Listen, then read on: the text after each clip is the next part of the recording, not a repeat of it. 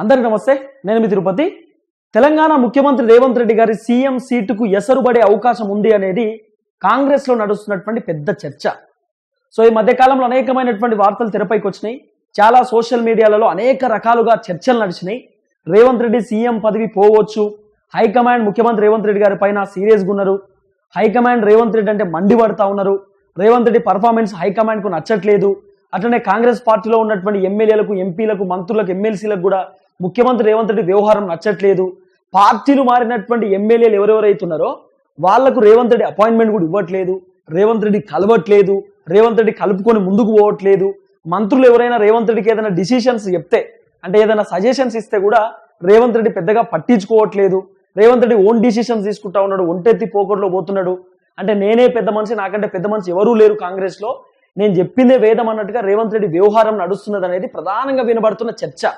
అట్లనే ముఖ్యమంత్రి రేవంత్ రెడ్డికి హైకమాండ్కి ఎక్కడో చెడింది. రేవంత్ రెడ్డిని హైకమాండ్ పెద్దగా అంటే ఏమంటారు సీరియస్ గా తీసుకోవట్లేదు. రేవంత్ రెడ్డి డిసిషన్స్ కి కూడా హైకమాండ్ పెద్దగా వాల్యూ ఇవ్వట్లేదు. హైకమాండ్ రేవంత్ రెడ్డి చెప్తున్నటువంటి ఏదైతే ఒపీనియన్స్ ని కూడా పెద్దగా తీసుకుంటలేదు అనేది కూడా కొంత వినబడుతున్నటువంటి వ్యవహారం. అంతేందుకు ముఖ్యమంత్రి రేవంత్ రెడ్డి డిసెంబర్ 9వ తారీఖు 2023 నాడు తెలంగాణ రాష్ట్రానికి నేను ముఖ్యమంత్రిగా ప్రమాణం చేస్తున్నా అని చెప్పిండు కదా. డిసెంబర్ 9వ తారీఖు నుండి 2024 మొన్న జరిగినటువంటి డిసెంబర్ 9వ తారీఖు దాదాపు 1 ఇయర్ పాలనలో రేవంత్ రెడ్డి సార్ ఢిల్లీకి సుమారు ఒక 20 సార్లు పోయిండు. 20 సార్లు ఢిల్లీకి పోయినటువంటి రేవంత్ రెడ్డి ఒక్క 2-3 సార్లు అయినా కాంగ్రెస్ హైకమాండ్ ని చాలా సార్లు కలిసిండు కదా. దగ్గర ఒక 20 సార్లు ఢిల్లీ పోయి హైకమాండ్ లో కలిసిండు కదా. మరి రాహుల్ గాంధీ తోటి ఒక 10-15 సార్లు అయిన ఫోటోలు బయటికి రావాలి కదా. రాహుల్ గాంధీ తోటి నేను మా కీలక నేత మా రాహుల్ గాంధీ గారితో కలిసిన, హైకమాండ్ పెద్దతో కలిసిన, హైకమాండ్ తో డిస్కస్ చేసిన అని చెప్పి అట్లీస్ట్ ముఖ్యమంత్రి రేవంత్ రెడ్డి ఫోటోలైనా బయట రిలీజ్ చేయాల్సినటువంటి అవసరం ఉంటది కదా. ఒక్క ఫోటో అన్న మనం చూసినామా? రాహుల్ గాంధీతో ఆయన ఇట్లా భుజం మీద చేయి పెట్టుకోనో, రాహుల్ గాంధీ ఆయన భుజం మీద చేయడమో, లేకపోతే రాహుల్ గాంధీతో రేవంత్ రెడ్డి ఫోటో దిగడమో ఇవి ఎప్పుడన్నా మనం చూసినామా? ఆఖరికి ప్రియాంక గాంధీ ఆమె వైనాడు ఎలక్షన్స్ లో ఎంపీగా గెలిస్తే ముఖ్యమంత్రి రేవంత్ రెడ్డి ప్రియాంక గాంధీకి బొకే ఇచ్చి కంగ్రాచులేషన్ చెప్పేటటువంటి పరిస్థితిని మనం చూసినామా? రేవంత్ రెడ్డి కంటే ముందు బట్టి విక్రమార్క పోయిండు ఢిల్లీకి. మొన్ననే జరిగిన సంఘటన ఇది. మొన్న రేవంత్ రెడ్డి తెలియకుండా బట్టి విక్రమార్క ఢిల్లీకి పోయిందట. సీతక్క ఢిల్లీకి పోయింది. సీతక్క ఢిల్లీకి పోయింది, 10వ తారీఖు ఢిల్లీకి పోయింది. ప్రియాంక గాంధీని కలిసినారు, రాహుల్ గాంధీని కలిసినారు. తెలంగాణ పాలిటిక్స్ పైన నేను డిస్కషన్ చేసిన, తెలంగాణ పాలిటిక్స్ పైన నేను వీళ్ళతో ఇక్కడ మాట్లాడినా అని చెప్పి సీతక్క తన ట్విట్టర్ లో ఫోటో పెట్టుకున్నటువంటి సన్నివేశం కూడా మనం చూసినాం. మరి ముఖ్యమంత్రి రేవంత్ రెడ్డి ఢిల్లీ హైకమాండ్ నాకు టచ్ లో ఉన్నారు, మంచిగా ఉన్నారు, ఢిల్లీతో నాకు ఎలాంటి పంచాయతీ లేదు, ఆయన అంత మంచిగా గప్పాలు కొట్టుకునే వ్యక్తి ఒక్కసారి కూడా హైకమాండ్ తో ఒక్క ఫోటో బయటికి రాలే ఎందుకు? చాలా మంది చూడరు. ఇప్పుడు ముఖ్యమంత్రి పదవిలో ఉన్నాడు కదా రేవంత్ రెడ్డి సారు. మరి ముఖ్యమంత్రి పదవిలో ఉన్నటువంటి రేవంత్ రెడ్డి సారు ఈయన ఎప్పుడైనా ఢిల్లీ పోయినప్పుడు రేవంత్ రెడ్డి ఫ్రీగా ఒంటరిగా అంటే పర్సనల్ గా తెలంగాణ రాజకీయాల గురించి, ఇక్కడ ప్రభుత్వం గురించి రాహుల్ గాంధీతోనో, సోనియా గాంధీతో, ప్రియాంక గాంధీతో డిస్కస్ చేయొచ్చు కదా. ఎప్పుడైనా డిస్కస్ చేయడం మనం చూసినామా? ఇప్పుడు తెలంగాణ ముఖ్యమంత్రి రేవంత్ రెడ్డి సార్ మొత్తం రాష్ట్రానికి బాస్ కదా, రాజు కదా. మరి ఈ రాజు ఎప్పుడైనా హైకమాండ్ ఢిల్లీకి పోయి సోనియా గాంధీతో మాట్లాడడం మనం చూసినామా? సోనియా గాంధీతో డిస్కస్ చేయడం మనం చూసినామా? ఒక్కసారి తుక్కుగూడలో జరిగినటువంటి భారీ బహిరంగ సభలో సోనియా గాంధీ గారు కనబడ్డారు. తర్వాత 2-3 టైమ్స్ సోనియా గాంధీ గారు ప్రత్యక్షమయ్యారు, కనబడ్డారు. తర్వాత సోనియా గాంధీని మనం కూడా చూడలే. అసలు సోనియా గాంధీతో రేవంత్ రెడ్డి మాట్లాడింది, సోనియా గాంధీతో రేవంత్ రెడ్డి పెద్దగా కూర్చొని డిస్కస్ చేసినటువంటి దాఖలాలు కూడా మనం ఎక్కడ చూడలే. ఈయన తెలంగాణకు ముఖ్యమంత్రి, ఈయనకు అర్థమవుతలేదు ఇంకా ఈ అడ్మినిస్ట్రేషనే తెలుస్తలేదంటే ఈయన ముఖ్యమంత్రి అనేటటువంటి వ్యవహారం మర్చిపోతున్నాడు. ఆయన సీఎం, నేను ఒక సీఎం హోదాలో ఉన్నా, నేను అన్ని నేనే చూసుకోవాలనేటటువంటి వ్యవహారం రేవంత్ రెడ్డి సార్ మర్చిపోతున్నాడు బేసిక్ గా. మీరు చూడండి, ముఖ్యమంత్రి రేవంత్ రెడ్డి కాంగ్రెస్ లో ఉన్నటువంటి ప్రతి అంశాన్ని ఆయన బాధ్యత వహించి ఆయన కొంచెం చూసుకోవాల్సినటువంటి అవసరం ఉంటది కదా. కొండా సురేఖ ఆమె ఎన్ని వివాదాలలో చిక్కుకున్నది, ఎన్ని వివాదాలలో ఆమె మాట్లాడే ప్రయత్నం చేసింది. కేటీఆర్ వివాదం ఆమెనే చిక్కుకున్నది. సమంత నాగ చైతన్య విడిపోవడానికి కారణం కేటీఆర్.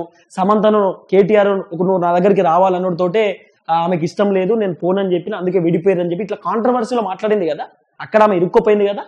కొండా సురేఖ ఇరుక్కుపోయింది అంటే కొండా సురేఖని పర్టికులర్ గా చెప్పాడు, మంత్రి కొండా సురేఖ, మంత్రి కొండా సురేఖ. మంత్రి అంటే ఇక్కడ కాంగ్రెస్ అనేదే కదా, కాంగ్రెస్ లోనే కదా ఆమె మంత్రి. మంత్రి కొండా సురేఖ అని పిలుస్తున్నారంటే మంత్రి పదవి కాంగ్రెస్ లో ఉన్నట్టే కదా. అప్పుడు ప్రభుత్వానికి కూడా చెడ్డ పేరు అన్నట్టే కదా. ఒక మంత్రి కాంట్రవర్సీలు ఇరుక్కున్నప్పుడు ఏకంగా ఒక సిఐ సీట్ లో గీసుకున్న సిఐ ఉంటాడు, ఆయన సీట్లో పోయి కూర్చొని ఆ సిఐని బెదిరించింది, మా వాళ్ళని అరెస్ట్ చేస్తావా, నీ సంగతి ఏంది, నీ వ్యవహారం ఏందని చెప్పి ఆయనను అక్కడ బెదిరించింది. వేములవాడలో కాంట్రవర్సీలు ఇరుక్కున్నది. మొన్న మందు దావత్కు మందులో అక్కడ కాంట్రవర్సీలు ఇరుక్కున్నది. మరి ఇంత కాంట్రవర్సీ చేస్తున్న కొండా సురేఖ పైన ముఖ్యమంత్రి రేవంత్ రెడ్డి సీరియస్ అయిందా?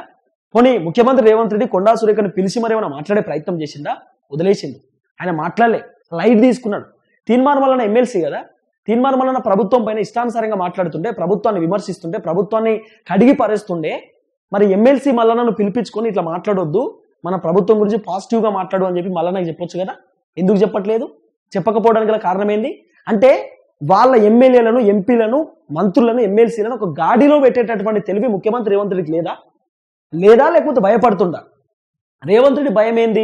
పుసుక్కున మల్లన్ననో, కొండా సురేఖనో, లేకపోతే ఈ మంత్రులనో, కోమటిరెడ్డి వెంకటరెడ్డినో, ఉత్తమ్ కుమార్ రెడ్డినో, ఇంకోళ్ళని ఏమన్నా అంటే వీళ్ళందరూ ఏకమయ్యి నా ముఖ్యమంత్రి పదవికి ఏమైనా ఎసరు పెడతారేమో, నాకు కుర్చీ కింద ఏదైనా చిన్నగా ఉల్లిగడ్డ బాంబులో, ఆలుగడ్డ బాంబులో పెడతారేమో, ఆయనత ఇబ్బంది అవుతుందేమో అనేటటువంటి ఆలోచనతోటి ముఖ్యమంత్రి రేవంత్ రెడ్డి కావాలనే వాళ్ళు ఎన్ని విమర్శలు చేసినా, వాళ్ళు ఎంత పెంట చేసినా లైట్ తీసుకుంటున్నాడు, చూసి చూడనట్టు పట్టించుకుంటలేడు అనేది వినబడుతున్న చర్చ. కాబట్టి ముఖ్యమంత్రి రేవంత్ రెడ్డి పైన చాలా వ్యతిరేకత వచ్చింది.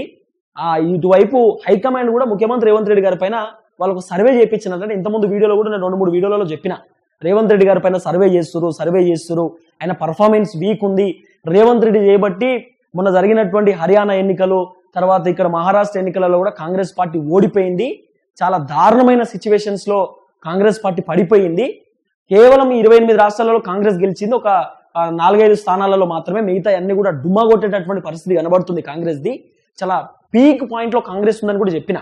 వాస్తవానికి ముఖ్యమంత్రి రేవంత్ రెడ్డి పైన కాంగ్రెస్ హైకమాండ్ ఎందుకు సీరియస్ అయిందంటే, ఫస్ట్ హైడ్రా, రేవంత్ రెడ్డి చేసినటువంటి ఫస్ట్ పెంట ఇన్కన్వెన్షనల్, నాగార్జున పైన కోపంతో రేవంత్ రెడ్డి హైడ్రాని క్రియేట్ చేసిండు, నాగార్జున ఇల్లు కూల్చేసిండు, అంటే ఆయనకు సంబంధించిన ఫంక్షన్ హాల్ కూల్చేసిండు, ఇన్కన్వెన్షనల్ కూల్చేసిన తర్వాత కూల్ ఉండాలి కదా, ఎక్కడ నాగార్జున డిఫర్మేషన్ ఇస్తాడేమో, నాగార్జున ఎక్కడ రేవంత్ రెడ్డి పైన కంప్లైంట్ ఇస్తాడేమో అనే భయంతో ఇక పేదవాళ్ళు ఇల్లు కూల్చేసేటటువంటి కార్యక్రమం చేసిండు, ఎఫ్టీఏలు, బఫర్ జోన్ అని చెప్పి పెంట చేసిండు. ఈ తెలంగాణలో జరిగినటువంటి ఘటన కాస్త అక్కడ మొన్న జరిగినటువంటి జమ్మూ కాశ్మీర్, హర్యానా, మహారాష్ట్ర ఎన్నికలలో అక్కడ తెలంగాణ వీడియోలు పెద్ద దెబ్బ కొట్టినాయి. మహారాష్ట్రలో బీజేపీ వాళ్ళు ఏం ప్రచారం చేసినట్టు తెలుసా? బీజేపీ అక్కడ ఉన్నటువంటి కూటమి ఏం ప్రచారం చేసినట్టు అంటే, తెలంగాణలో కాంగ్రెస్ పార్టీ అధికారంలో ఉంది, హైడ్రా తీసుకొచ్చి పేదవాళ్ళు ఇల్లులు కూల్చేసిర్రు, పేదవాళ్ళు మొత్తం రోడ్ల మీదకి వచ్చిర్రు. సేమ్ ఇక్కడ కూడా మహారాష్ట్రలో కూడా కాంగ్రెస్ కనుక అధికారంలోకి వస్తే తెలంగాణలో ఎత్తైతే ఇల్లులు కూల్చేసిరో మహారాష్ట్రలో కూడా ఎత్తైతే ఇల్లులు కూల్చేస్తారు. కాంగ్రెస్ లో అక్కడ రైతులు ఎట్లా ఇబ్బంది పడతారో మహారాష్ట్రలో కాంగ్రెస్ అధికారంలోకి వస్తే మీరు కూడా అట్లా ఇబ్బంది పడతారు. కాబట్టి తెలంగాణను చూసి మనం నేర్చుకోవాలి. తెలంగాణలో అందరు ఇబ్బంది పడుతున్నారు, 6 గ్యారెంటీలు 100 రోజులలో అన్నారు, మాట తప్పిర్రు, అంత ఆగమాగం ఉన్నది. తెలంగాణ లెక్కనే మన మహారాష్ట్రలో కూడా ఒకవేళ కాంగ్రెస్ అధికారంలోకి వస్తే మన బతుకుడు ఆగమైపోతుంది, మనం ఇబ్బంది పడతామని చెప్పి అక్కడ కూడా ప్రచారం చేసుకున్నారు. ఈ ప్రచారం ఎవరి వల్ల? ముఖ్యమంత్రి రేవంత్ రెడ్డి వల్లనే కదా. చాలా మంది చెప్పిరట మంత్రులు రేవంత్ రెడ్డికి, నువ్వు రాంగ్ స్టెప్ వేస్తున్నావు, మిస్టేక్ చేస్తున్నావు, ఇబ్బంది అవుతుంది, ఈ స్టెప్ లో పోతే నువ్వు ఖచ్చితంగా ఇబ్బంది పడతావు అని చెప్తే ఆయన పట్టించుకోలే. ఆయన అసలు ఎట్లాంటిగా నేనే రాజుని, రాజు చెప్తే మంత్రులు, భటులు, మొత్తం అందరూ సైనికులు అందరూ వినాల్సిందే కదా, వేరే ఆప్షన్ లేదు కదా అనేటటువంటి కోణంతో ఉండే. కానీ ఇప్పుడు సీన్ కట్ చేసి ఏమైంది, ముఖ్యమంత్రి రేవంత్ రెడ్డి ప్లేటు ఇప్పుడు మొత్తం చేంజ్ అయ్యేటటువంటి అవకాశం కనబడుతున్నది. ఇప్పుడు చాలా మంది ఎమ్మెల్యేలు రేవంత్ రెడ్డి గారి పైన సీరియస్గా ఉన్నారు. ఎందుకు సీరియస్ తెలుసా? నేను గత వీడియోలోనే చెప్పిన, ఒక నియోజకవర్గ ఎమ్మెల్యే ఉంటాడు, ఆయన ఎలక్షన్ టైంలో నియోజకవర్గానికి పోతాడు, పోయి మీకు గుడి కట్టిస్తామో, బడి కట్టిస్తామో, మీకు ఇక్కడ బోర్ వేపిస్తామనో, లేకపోతే మీకు ఇక్కడ రోడ్లు వేపిస్తామనో, స్కూలో, కాలేజో, లేకపోతే మీకు ఇక్కడ క్యాస్ట్కి సంబంధించినటువంటి ఒక భవనం కట్టిస్తామనో, కుల భవనం కట్టిస్తామో, ఇవన్నీ చెప్తారు కదా. ఇవన్నీ చెప్పిన తర్వాత 1 year పాలన కంప్లీట్ అయిపోయింది, సంవత్సర పాలన కంప్లీట్ అయినా కూడా ఆ నియోజకవర్గ ఎమ్మెల్యే ఇచ్చినటువంటి హామీని ఇప్పటిదాకా నెరవేర్చకపోతే నియోజకవర్గ ప్రజలు ఎమ్మెల్యేలను చెప్పులతో కొడతారు కదా, ఆ ఎమ్మెల్యేలు గల్లాలు పట్టుకొని గుంజుకొస్తారు కదా. ఏమైంది బాబు, 100 రోజులలో పీకి పొడుస్తా అని చెప్పినావు కదా, మరి ఏమైంది, ఎందుకు చేయలేదు, సంవత్సరం అవుతుంది, ఇంకా ఏం మోగం పెట్టుకుని మా ఊరికి వస్తున్నావు అని చెప్పి ఎమ్మెల్యేలను ప్రజలు అడిగే అవకాశం ఉంటుంది కదా. ఇప్పుడు సర్పంచ్ ఎలక్షన్స్ వస్తున్నాయి, సర్పంచ్ ఎలక్షన్స్ లో పోటీ చేసే సర్పంచ్ ఎమ్మెల్యేలను వాళ్ళ ఊరికి పట్టుకొస్తాడు కదా, పట్టుకొచ్చి వాళ్ళ ఎమ్మెల్యేతో ఏదో ఒకటి మాట్లాడిద్దామనే ఆలోచనలో సర్పంచ్ కూడా ఉంటాడు కదా, పోటీ చేసేట ఆయన. మరి సర్పంచ్ ఎమ్మెల్యే ఏ ముఖం పెట్టుకుని వస్తాడు? ఆల్రెడీ ఊళ్ళే హామీలు ఇచ్చిండు, ఒక్క హామీ కూడా ఎమ్మెల్యే నెరవేర్చకపోతే ఊరు జనం అడుగుతారు కదా, నువ్వు మొన్ననే అసెంబ్లీ ఎలక్షన్స్ వచ్చినాయి, నువ్వు అది చెప్పినావు ఇది చెప్పినావు, ఏది చేయలే, మళ్ళీ ఇప్పుడు సర్పంచ్ ఎలక్షన్స్కి వచ్చినావు, మళ్ళీ అది చేస్తా ఇది చేస్తా అని చెప్తున్నావు, నువ్వు ఏం చేయవు, నీతో ఏది కాదు, నువ్వు ఏదో వేస్ట్ కానివని చెప్పి పబ్లిక్ తిట్టేటటువంటి అవకాశం ఉంటుంది కదా. మరి అక్కడ కూడా ఇబ్బందే కదా. కాబట్టి ఎమ్మెల్యేలు కూడా రేవంత్ రెడ్డి పైన వ్యతిరేకంగా ఉన్నారు. మీరు చూడు, రైతు బంధు అనేకే ఈయన తన పైసలు లేవు. ఇప్పుడు ఎమ్మెల్యేలు వాళ్ళు ఇచ్చినటువంటి హామీలు నెరవేర్చాలంటే ఒక్కొక్క నియోజకవర్గానికి 50 కోట్లు, 100 కోట్లు, 150 కోట్లు, 200 కోట్లు శాంక్షన్ చేయాలి కదా బడ్జెట్. నియోజకవర్గాలకు బడ్జెట్ ఇస్తేనే కదా ఎమ్మెల్యేలు పనిచేసేది. ఉత్తగానే ఎమ్మెల్యేలు ఏమైనా సంపాదించడానికి వెళ్ళి వాళ్ళ సొంత ఆస్తులకు వెళ్ళి వాళ్ళ తాతల కాంచెలు సంపాదించిన ఆస్తులు పెడతారా? తెలంగాణ సొమ్ముతోటే కదా, రాష్ట్ర ఖజానాకి వెళ్ళే కదా రాష్ట్ర ప్రభుత్వం ఏమన్నా ఆ డబ్బులు నియోజకవర్గానికి కేటాయిస్తేనే కదా వాళ్ళు చేసేది. కాబట్టి రేవంత్ రెడ్డి ఇప్పుడు నియోజకవర్గంలో ఉన్నటువంటి ఎమ్మెల్యేలకు డబ్బులు ఇచ్చే పరిస్థితి లేదు, ఎందుకంటే ఖజానా లేదు కదా. దుబారా ఖర్చు చేయడానికి ఖజానాలు ఉంటాయి వీళ్ళ. దుబారా ఆ సౌత్ కొరియా పోయి మూసీ చూడడానికి, లేకపోతే ఆ మూసీ కాడికి పాదయాత్ర చేయనీకి, లేకపోతే ఈయన విమానంలో ఢిల్లీకి పోనీకి, లేకపోతే ఈయన పెళ్లికి పోనీకి, లేకపోతే ఈ ఎమ్మెల్యేలు వీళ్ళు ఏది అక్కడ ఏమంటారు హెలికాప్టర్లలో తిరగనీకి, పక్క రాష్ట్రం పోయి ప్రచారం చేయనీకి, ఇవన్నిటికి వీళ్ళ తన పైసలు ఉంటాయి. కానీ రైతులకు రైతు బంధు, పెన్షన్, రుణమాఫీ చేయడానికి మాత్రం వీళ్ళ తన పైసలు ఉంటాయి. సరే, అది వేరే విషయం, అది వేరే సబ్జెక్ట్లోకి పోతే. కానీ ముఖ్యమంత్రి రేవంత్ రెడ్డి గారి పైన ఎమ్మెల్యేలు కూడా కోపంతో ఉంటున్నారు. రేవంత్ రెడ్డి మాకు ఏమి ఇచ్చే పరిస్థితి లేదు, నియోజకవర్గానికి ఇప్పుడు జరిగినటువంటి అభివృద్ధి కూడా ఏం లేదు, చాలా డల్ ఉన్నది, ఇబ్బంది పడుతున్నారు ప్రజలు, మరి ఏం చేద్దాం? ఇది పెద్ద క్వశ్చన్ మార్క్. అట్లనే హైకమాండ్ కూడా చాలా మంది మంత్రులు, సీనియర్ లీడర్లు చెప్తున్నారట రేవంత్ రెడ్డి 1 year పర్ఫార్మెన్స్ మొత్తం వీక్ ఉన్నది, అసలు ఏం చేయలేకపోయిండు, ఆయనకు పెద్దగా అడ్మినిస్ట్రేషన్ కూడా. ఇప్పుడు రేవంత్ రెడ్డికి ఏమైనా అడ్మినిస్ట్రేషన్ తెలుసా? ఆయన మన మంత్రి పదవిలో ఉన్నాడు గతంలో, ఒకసారి ఎమ్మెల్యే, ఒకసారి ఎంపీ, ఆయనకి ఏం తెలుసు? ఆయన మన సీనియర్ లీడరా? ఆయన మొన్న రాజకీయాల్లోకి వచ్చినట్టు ఉంటాడు మనిషి. అంటే చాలా చిన్న స్థాయి నుండి ఎదుగుతూ ముందుకు వచ్చిండు, అది దానికి మనం అప్రిషియేట్ చేస్తాం, అది మంచి విషయమే. కానీ రాజకీయాలలో నైపుణ్యం ఉన్నటువంటి వ్యక్తులు ఉండాలి, అవగాహన ఉన్నటువంటి వ్యక్తులు ఉండాలి. ఒక రాష్ట్రాన్ని పరిపాలిస్తున్నటువంటి వ్యక్తి అంటే ఒక మజా ఉన్నటువంటి వ్యక్తి ఉండాలి. ఉత్తుత్తగానే వచ్చి అడ్మినిస్ట్రేషన్ చూసుకుంటా, పార్టీ చూసినంత ఈజీ కాదు కదా ప్రజలను చూడడం అంటే. నీ పార్టీలో సభ్యత్వాలు ఒక 10 లక్షల మంది సభ్యత్వం ఉంటే తెలంగాణ రాష్ట్రంలో 4 కోట్ల మంది జనం ఉంటారు. 4 కోట్ల మంది జనాన్ని మీరు ఖచ్చితంగా హ్యాండిల్ చేసేటటువంటి సత్తా ఉండాలి కదా. మరి హ్యాండిల్ చేయాలంటే అడ్మినిస్ట్రేషన్ తెలవాలి కదా, పరిపాలన ఎట్లా చేయాలో తెలవాలి కదా. అది రేవంత్ రెడ్డి దగ్గర లేదు. అందుకే ఆయన తెలంగాణ చుట్టూ 4 సముద్రాలు ఉన్నాయి, ఆ బీచ్ గోర్రి, ఈ బీచ్ గోర్రి, తెలంగాణలో ఆర్మీ బార్డర్ అంటాడు, తెలంగాణ అది ఉన్నది ఇది ఉన్నది అని చెప్పి అనేకమైనటువంటి అంశాలు మాట్లాడుతూ ముందుకు వస్తున్నాడు. ఆయన రాసిచ్చే స్క్రిప్ట్ సరిగ్గా లేదో, స్క్రిప్ట్ సరిగ్గా చదవడో, రాసిచ్చేటోడు చక్కగా లేడో తెలియదు, కానీ ఇష్టానుసారంగా మిస్టేక్స్ మాట్లాడేటటువంటి కార్యక్రమం కూడా చేసిండు. అన్ని మిస్టేక్స్ కదా, రైతు బంధు, రుణమాఫీ, 6 గ్యారెంటీలు ఒకసారి క్యాలిక్యులేట్ చేసుకోరు ఆయన ఏం చేసిండో, మీకే అర్థమైపోతుంది. 6 గ్యారెంటీలలో బొక్కలే ఉన్నాయి కదా, రుణమాఫీలో బొక్కలే ఉన్నాయి కదా. ఆఖరికి రాహుల్ గాంధీ టార్గెట్ ఏంటంటే, ఒకవేళ గ్రామ పంచాయతీ ఎలక్షన్స్ లో, నేను చెప్తున్నా కదా, మీరు ఇదే రాసి పెట్టుకో, ఇదే జరగవచ్చు. నేను గతంలో నుండి మాట్లాడుతూ వచ్చినాయి, చాలా జరిగినాయి, దాదాపు 70% జరిగింది. నేను గతంలో నుండి చెప్పుకుంటూ వచ్చినాయి, మీరు రాసి పెట్టుకోరి. ఒక 10,000 గ్రామ పంచాయతీలు ఉన్నాయి అనుకో, ఈ 10,000 గ్రామ పంచాయతీల్లో దగ్గర రాహుల్ గాంధీ టార్గెట్ 80 నుండి 70% కాంగ్రెస్ పార్టీ గెలవాలి, కాంగ్రెస్కి ఎక్కువ సీట్లు రావాలి. ఎందుకంటే కాంగ్రెస్ పార్టీకి పతారు ఎక్కువ ఉంటుంది, ఎందుకంటే తెలంగాణలో అధికారంలో ఉన్నటువంటి పార్టీ కదా, ఇన్ఫ్లుయెన్స్ ఉంటుంది, పతారు ఉంటుంది. బీజేపీ, బీఆర్ఎస్ కంటే, అంటే ప్రతిపక్ష పార్టీల కంటే ఎక్కువ సీట్లు అధికార పార్టీకి రావాలనే టార్గెట్ ఎవరికన్నా ఉంటుంది కదా. గతంలో పార్లమెంట్ ఎన్నికలలో 12 సీట్లు గెలువురి నాయన అని చెప్పి రాహుల్ గాంధీ ముఖ్యమంత్రికి చెప్తే, రేవంత్ రెడ్డి సార్ 14 సీట్లు టార్గెట్ పెట్టుకొని 8 వచ్చినాయి, ఆయనతో 12 రాలే, 10 కూడా రాలే. కాబట్టి అక్కడే ఫెయిల్ అయిపోయింది కదా. ఈసారి గ్రామ పంచాయతీ ఎలక్షన్స్ లో రాహుల్ గాంధీ పెట్టినటువంటి టార్గెట్ ని కనుక ముఖ్యమంత్రి రేవంత్ రెడ్డి రీచ్ కాలేకపోతే, రేవంత్ రెడ్డి ప్లేస్ లోకి కాంగ్రెస్ పార్టీలో కొత్త ముఖ్యమంత్రి వచ్చేటటువంటి అవకాశం ఉండొచ్చు అనేది నడుస్తున్న చర్చ. మరి కొత్త ముఖ్యమంత్రి ఎవరు? కాంగ్రెస్ ని లీడ్ చేసేటటువంటి సత్తా ఉన్న లీడర్ ఎవరన్నా ఉన్నారా? ముఖ్యమంత్రి కంటే బెటర్ పర్సన్, ముఖ్యమంత్రి కంటే గ్రేట్ పర్సన్ ఎవరైనా ఉన్నారా? రేవంత్ రెడ్డి కంటే గ్రేట్ పర్సన్ అంటే ఇద్దరు. ఒక ఆయన బట్టి విక్రమార్క, రేవంత్ రెడ్డి కంటే ఎక్కువ పాదయాత్ర చేసిండు, రేవంత్ రెడ్డి కంటే ఎక్కువ నైపుణ్యం ఉన్నటువంటి వ్యక్తి, రాజకీయాలలో దిట్ట, 30 years ఇండస్ట్రీ పాలిటిక్స్ లో. తర్వాత ఉత్తమ్ కుమార్ రెడ్డి ఆయన ఎక్స్ ఆర్మీ, ఆయన పిసిసి పదవిలో ఉన్నాడు, గతంలో మంత్రి పదవిలో ఉన్నాడు, అనేకమైనటువంటి వ్యవహారాలలో ఉత్తమ్ కుమార్ రెడ్డి కీలకంగా పనిచేసిండు. అంటే దాదాపు 10 సంవత్సరాల ప్రభుత్వాన్ని దగ్గరుండి చూసింది కదా. ఆ గతంలో రోషయ్య తోటి, కిరణ్ కుమార్ రెడ్డితో, వీళ్ళందరితో పనిచేసేటటువంటి నైపుణ్యం ఉన్నటువంటి వ్యక్తి కదా. కాబట్టి ఇద్దరికి ఛాన్సెస్, ఒక ఆయన బట్టి విక్రమార్క, ఒక ఆయన ఉత్తమ్ కుమార్ రెడ్డి. ఒకవేళ రేవంత్ రెడ్డి కనుక ఈ ఎలక్షన్స్ లో, అంటే ఈ గ్రామ పంచాయతీ ఎలక్షన్స్ లో రాహుల్ గాంధీ ఇచ్చినటువంటి, హైకమాండ్ ఇచ్చేటటువంటి టార్గెట్ ని రీచ్ కాలేకపోతే ముఖ్యమంత్రి రేవంత్ రెడ్డి సీఎం పదవి పోవచ్చు అనేది నడుస్తున్న చర్చ. ఆల్రెడీ రేవంత్ రెడ్డి పైన 54% వ్యతిరేకత ఉన్నదట, 54% వ్యతిరేకత. కేవలం 46% మంది జనం మాత్రమే రేవంత్ రెడ్డి సూపరు, గొప్ప అని అంటున్నారు. దీంట్లో ఈ 46%లో 20% పార్టీ వాళ్ళే ఉంటారు కదా, ఇంకో 26% మిగతా పబ్లిక్ కావచ్చు, రేవంత్ రెడ్డి ఇష్టపడేటోళ్ళు, రేవంత్ రెడ్డి ఇష్టం ఉన్నటువంటి వాళ్ళు కావచ్చు. కాబట్టి రేవంత్ రెడ్డి పైన చాలా వ్యతిరేకత వచ్చింది. ఆయనకున్న ఆప్షన్ ఒకటే, గ్రామ పంచాయతీ ఎలక్షన్స్ లో అన్ని పార్టీల కంటే ఎక్కువ సీట్లు రావాలి, అట్లనే ఆయనకు ఉన్నటువంటి వ్యతిరేకత పొడగొట్టుకోవాలి. మీరు చూడుర్రి, రేవంత్ రెడ్డి పర్ఫార్మెన్స్ ని బట్టే రాబోతున్న ఎన్నికలలో ఓట్లు పడతాయి. రేవంత్ రెడ్డి రైతు బంధు ఇస్తే ఓట్లు వేస్తారు, రేవంత్ రెడ్డి పెన్షన్ ఇస్తే ఓట్లు వేస్తారు, రేవంత్ రెడ్డి మహిళలకు 2,500 ఇస్తే మహిళలు ఓట్లు వేస్తారు, లేకపోతే రేవంత్ రెడ్డి ఇచ్చినటువంటి హామీలు నెరవేరుస్తే పబ్లిక్ ఓట్లు వేస్తారు.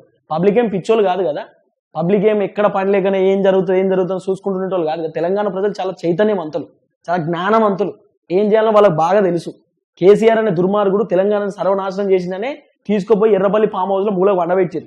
కాబట్టి సేమ్ కేసీఆర్ లెక్కనే పర్ఫార్మెన్స్ రేవంత్ రెడ్డి సార్ది కూడా ఉంటే రేవంత్ రెడ్డి సార్ని కూడా అదే పని చేయొచ్చు.